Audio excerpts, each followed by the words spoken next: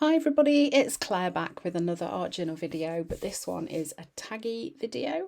I am still playing with the new gloss colours from Dina Wakley, but this time I'm going to be creating some pastel shades. So I'm mixing the gloss with white gesso just to see what sort of pretty colours it makes. And my goodness, they are really, really pretty pastels. And they play really nicely as well with the current pastels that Dina has already got. So that was stoked that I've mixed with some white gesso. It makes a really, really pretty pastel pink. It is very similar to carnation actually.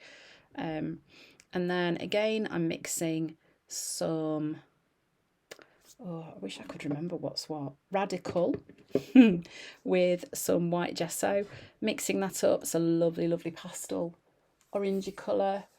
Yeah, lovely. A bit apricotty, I suppose. Quite nice. Plays nicely with the pink as well, don't you think? And then a bit of gnarly with the white. Now this one doesn't show up quite as well. It needed quite a lot of the yellow in there to get it to even kind of tint the yellow. Sorry, the white gesso. But you can kind of see it a little bit, so it works okay. So I've just added some of the patches of these colour to the tags. I was kind of just playing really. Like I've said in previous videos, it is really fun when you get new products like this just to try different things out. Like, what happens if I do this? How will it work? Will it play nicely? Is this something that I want to try again? And sometimes you discover things that you think, oh, I'm going to use that again. And sometimes you think, oh, I'm never ever doing that again. Anyway, this is one of Dina's older stencils. It's a dotty one. And I am using some pastel blue through this one. So this is actually legit mixed with white through the stencil just to bring a bit of pattern onto the tags as well. I want the three tags to kind of play together, so I want them to be the same. What I do to one, I'm doing to all of them. So they're kind of like a little trio of tags. Then I've got this You Can stencil from Dina. It's an older one again. This is, I don't think whether you can get this, I'm not sure. And I'm using Heather through that stencil.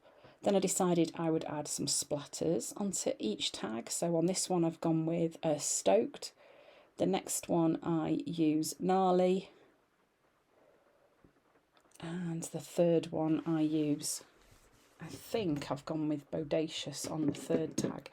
So in a sense that's the only difference between the three tags are the splatters of colour.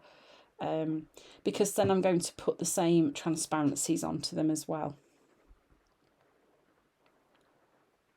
So because the backgrounds are so pastel-y, the pops of black from the transparency do work really well.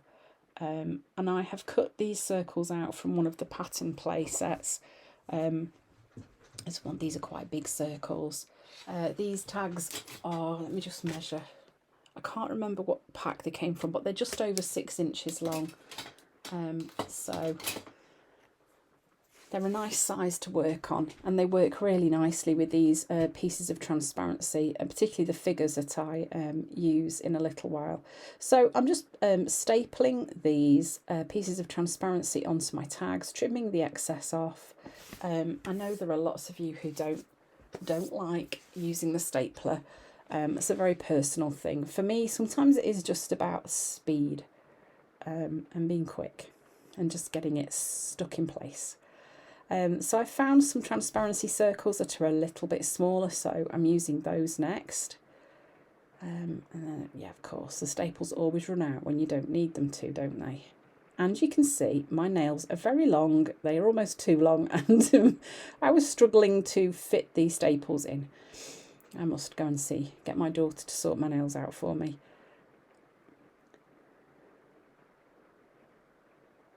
So I'm just popping the pieces of transparency onto the tags, trying to kind of balance them out really so that the tags work nicely together but also individually.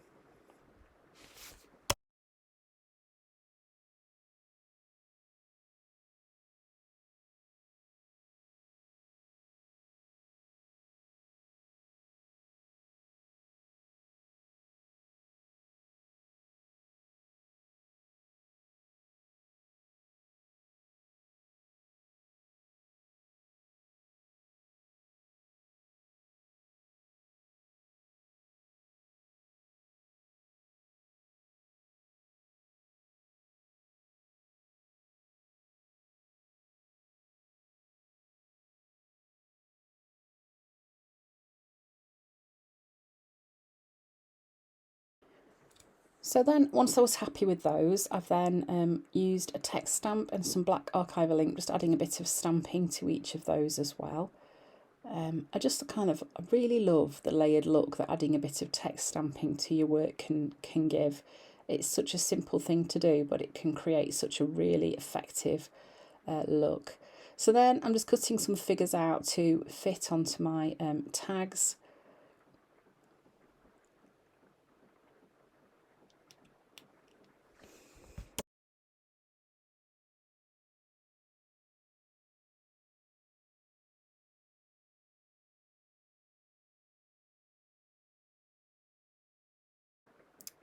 I stuck those in place using some ultra thick gel medium from Dina Wakley, and I've given all the figures a neon pink heart as well. And then just outlining the tags using a black gel pen. So this just helps to frame them, and it kind of joins up those black elements that are around the edges. It just kind of makes them feel a little bit more finished.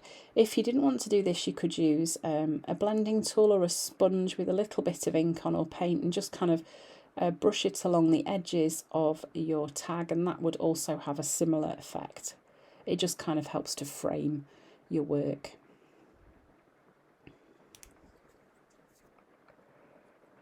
Okay, so then of course I've got to add some dots, haven't I? Like, you'd think there was something wrong if I didn't do this.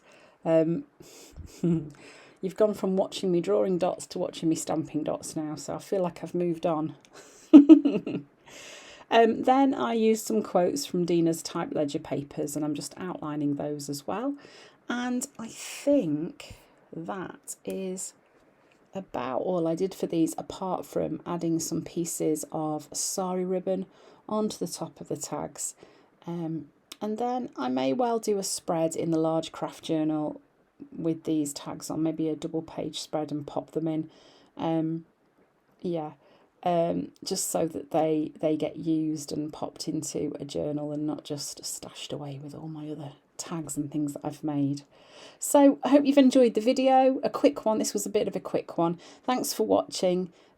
Just get playing when you get your hands on these gloss colours. Have a play. It's so much fun. I hope to see you again soon.